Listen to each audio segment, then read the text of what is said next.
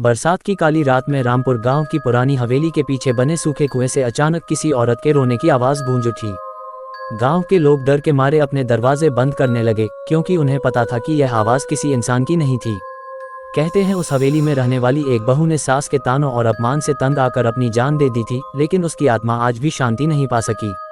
आधी रात होते ही हवेली की टूटी खिड़कियों में एक सफेद साड़ी वाली औरत दिखाई देती, जो सिर्फ एक बात कहती, बहू को मत रुलाओ। कहीं अनकही बातें, हिंदी हॉरर स्टोरी। रामपुर गांव के सबसे बड़े जमींदार ठाकुर हरिराम की हवेली दूर दूर तक मशहूर थी। विशाल आंगन, लंबे गलियारे, पुरानी लकड़ी के दरवाजे और हवेली के पीछे एक सूखा कुआं।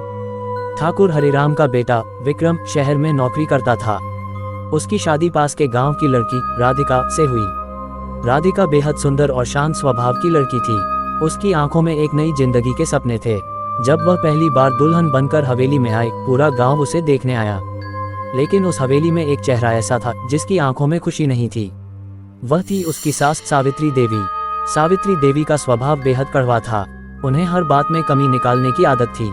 पहले ही दिन उन्होंने राधिका को ऊपर से नीचे तक देखा और ताना मारा, बस इतनी ही दहेज लाई है तुम्हारे बाप ने। राधिका का चेहरा उतर गया। विक्रम ने बात संभालने की कोशिश की, माँ रहने दीजिए ना। लेकिन सावित्री देवी गुस्से से बोली, तू चुप रह, शादी करके लाया है, कोई रानी नहीं। उस दिन पहली बार राधिका को एहसास हुआ कि उसकी नई जिंदगी आसान नहीं होगी।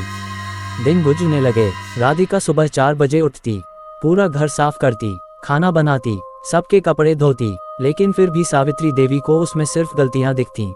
रोटी गोल नहीं बनी, चाय फीकी है, कामचोर लड़की, हर दिन तानों की बारिश होती। धीरे धीरे विक्रम भी बदलने लगा। वह अपनी माँ के सामने कुछ नहीं बोलता था। एक रात राधिका रोते हुए बोली, क्या मुझसे इतनी नफरत है आपकी माँ को? विक्रम चुप रहा। उसकी खामोशी ने राधिका का दिल तोड़ दिया। उस रात पहली बार राधिका ने हवेली के पीछे वाले कुएं से किसी औरत के रोने की आवाज सुनी। बचाओ! राधिका डर गई। वह खिड़की तक गई, लेकिन बाहर सिर्फ अंधेरा था। अगले दिन राधिका ने नौकरानी गोमती से पूछा, रात को कुएं के पास कौन रो रहा था? गोमती का चेहरा डर से सफेद पड़ गया। वह धीरे से बोली, बहू जी, उस कुएं के बारे में मत पूछिए। क्यों? गोमती फुसफुसाई, कहते हैं सालों पहले इस हवेली की एक बहू ने उसी कुएं में कूदकर जान दे दी थी। राधिका सन रह गई। क्यों? गोमती की आंखें भर आईं, सास के तानों से परेशान होकर। ये सुनकर राधिका के शरीर में सिहरन दौड़ गई। उस रात उसने सपना देखा। एक औरत सफेद साड़ी में कुएं के पास खड़ी थी। उसके बाल खुले थे, चेहरा खून से भरा था। वह धीरे धीरे राधिका की तरफ मुड़ी। उसकी आंखें काली थीं, और फिर उसने कहा, अब तुम्हारी बारी है। राधिका चीखते हुए उठ बैठी। उसका पूरा शरीर पसीने से भीगा था। अब हर रात अजीब घटनाएं होने लगीं। कभी रसोई में बर्तन अपने आप गिरते, कभी हवेली के गलियारे में पायल की आवाज आती। एक रात राधिका ने देखा, उसके कमरे के बाहर कोई औरत खड़ी है, सफेद साड़ी, खुले बाल और गर्दन टेढ़ी। राधिका डर के मारे चीख पड़ी। जब विक्रम बाहर आया, वहां कोई नहीं था। सावित्री देवी गुस्से से बोली, नाटक बंद करो। लेकिन उसी रात सावित्री देवी ने भी कुछ देखा। उन्हें लगा कोई उनके कान में फुसफुसा रहा है। तुमने मुझे मारा था। सावित्री देवी घबरा गईं। उन्होंने तुरंत पूजा शुरू कर दी, लेकिन डर अब हवेली में बस चुका था। धीरे धीरे राधिका कमजोर होने लगी। उसकी आंखों के नीचे काले घेरे पड़ गए। सावित्री देवी फिर भी ताने मारती, रोना धोना बंद करो। एक दिन राधिका खाना बनाते समय बेहोश हो गई। डॉक्टर ने बताया, ये लड़की मानसिक तनाव में है। लेकिन सावित्री देवी बोली, ड्रामा करती है। उस रात राधिका अकेले बैठकर रो रही थी। तभी कमरे का दरवाजा अपने आप बंद हो गया। हवा अचानक ठंडी हो गई, और फिर आईने में उसे वही सफेद साड़ी वाली औरत दिखाई दी। वह मुस्कुरा रही थी। धीरे धीरे वह आईने से बाहर आने लगी। राधिका डर के मारे पीछे हट गई। औरत बोली, मैं भी तुम्हारी तरह इस घर की बहू थी। मुझे भी रोज ताने मिलते थे। एक दिन मैंने हार मान ली। उसकी आंखों से खून बहने लगा। लेकिन अब मैं किसी और बहू को मरने नहीं दूंगी। अगले दिन राधिका ने गांव के बुजुर्ग पंडित दयानाथ से मुलाकात की। उन्होंने एक भयानक सच बताया। सालों पहले ठाकुर हरिराम के बड़े भाई की पत्नी सुजाता इसी हवेली में रहती थी। सावित्री देवी उसे बेहद परेशान करती थीं। हर दिन अपमान, हर दिन ताने। एक रात सुजाता ने कुएं में कूदकर जान दे दी। लेकिन मरने से पहले उसने कहा था, जिसने मेरा दर्द नहीं समझा, उसे मैं कभी चैन से नहीं जीने दूंगी। राधिका के पैरों तले जमीन खिसक गई। क्या सासू माँ ने उसे मारा था? पंडित दयानाथ बोले, सीधे हाथों से नहीं, लेकिन तानों से जरूर। अब हवेली में अजीब घटनाएं और बढ़ गईं। सावित्री देवी को हर रात वही औरत दिखाई देती, कभी छत पर, कभी आईने में, कभी बिस्तर के नीचे। एक रात सावित्री देवी की नींद खुली। उन्होंने देखा उनके बिस्तर के पास सुजाता खड़ी है। उसकी आंखें खून जैसी लाल थीं। वह धीरे धीरे बोली, कैसा लगता है तानों का दर्द।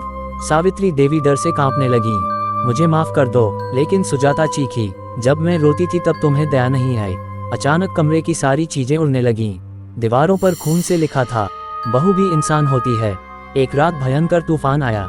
बिजली चमक रही थी। राधिका ने देखा सावित्री देवी नींद में चलते हुए कुएं की तरफ जा रही हैं। उनकी आंखें बंद थीं, जैसे कोई उन्हें खींच रहा हो। राधिका उनके पीछे दौड़ी। कुएं के पास सफेद साड़ी वाली औरत खड़ी थी।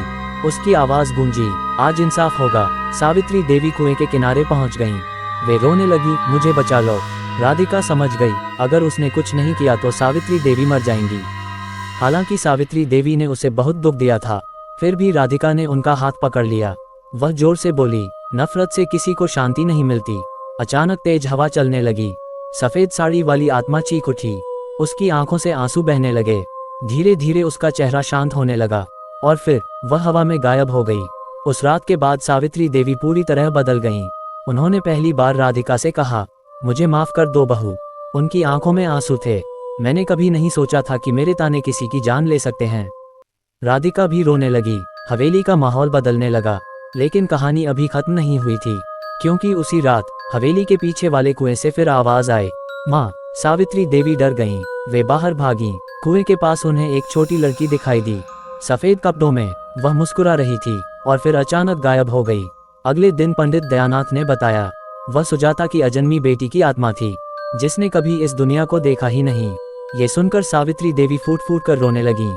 कुछ महीनों बाद सब सामान्य होने लगा, लेकिन गांव वाले कहते हैं, आज भी अमावस्या की रात उस हवेली के कुएं से रोने की आवाज आती है। कई लोगों ने सफेद साड़ी वाली औरत को देखा है, लेकिन अब वह किसी को नुकसान नहीं पहुंचाती। वह सिर्फ रोती है, जैसे आज भी अपने दर्द की कहानी सुना रही हो। एक रात गांव का एक आदमी शराब पीकर हवेली के पीछे गया।